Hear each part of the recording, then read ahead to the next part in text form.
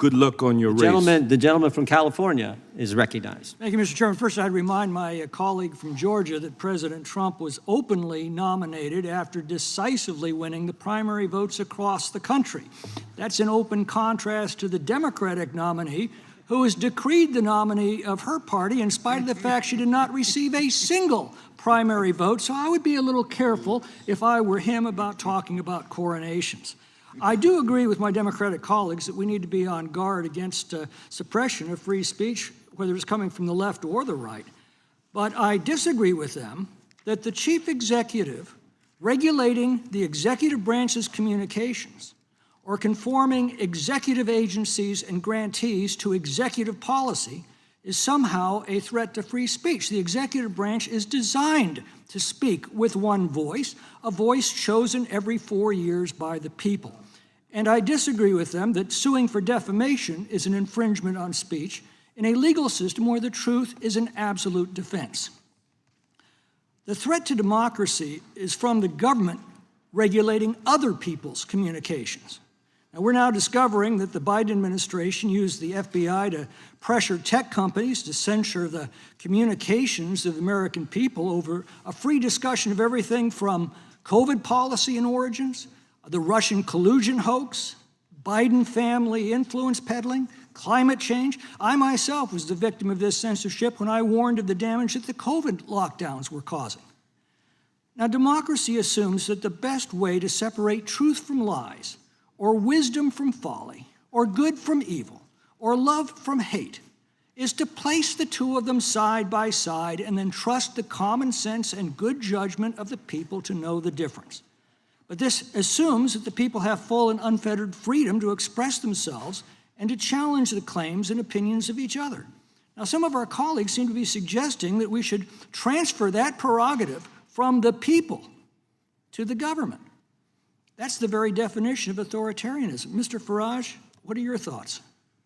Yeah, I agree with that. I think we are, as citizens, we should be free to make our minds up, to express our opinions, to a large extent to make our own mistakes, provided, and we all know there's a limit to free speech. The professor talked about incitement earlier, and of course, we would be absolutely joined together on that. We don't want incitement, we don't accept incitement, and if people put out something irrational or insightful, but very quickly put their hands up and apologize and learn their lesson, that's kind of how the world is. I do not want government to be the arbiter of what I should think. We have a word for that. It's demos kratos, rule by the people. So yes, democracy. I'm with you on that. I also agree with you that COVID, I touched on this earlier, it was during COVID when rational debate about many important issues, be it mask wearing, be it lockdowns, rational debate on these things was frankly stamped out, and this was supported by big social media companies, many, not GB News obviously, but many TV stations, etc. It's a very dark period that we're coming out of. In this country, what we're discovering is that was being done under pressure by the FBI, directed by the executive branch of the government under Joe Biden. But just briefly, how did this happen to the UK and the EU, and what lessons should we be drawing here today? Well, we joined the EU half a century ago, or the EEC as it was then called. It was a huge mistake, in my opinion. We forgot about common law, the kind of law that you guys have always enjoyed too. We sort of gradually transferred to a European way of thinking. We incorporated a Human Rights Act, which kind of meant really that, as opposed to being born free, under a human rights regime, the state gives you your rights, for which you're supposed to be incredibly grateful, but they can take them away whenever they like. So we lost our bearings. The UK lost its way. It became obsessed about doing things a European way, countries, frankly, that don't have that history of liberty, freedom, and democracy that we do. Finally, what do you see as the shape of things to come? Are we going to regain these freedoms or lose them?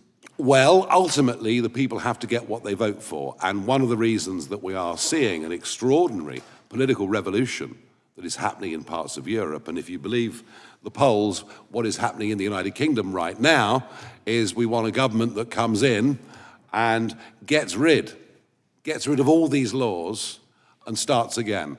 And starts on the basis, yes, we want to try and protect kids. and we will do whatever we can that is practical to protect kids from serious harm online.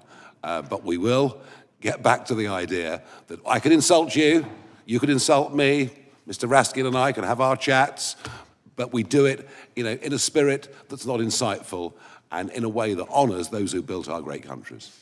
Thank you. Gentleman yields back. Well done. The gentlelady from Washington is recognized.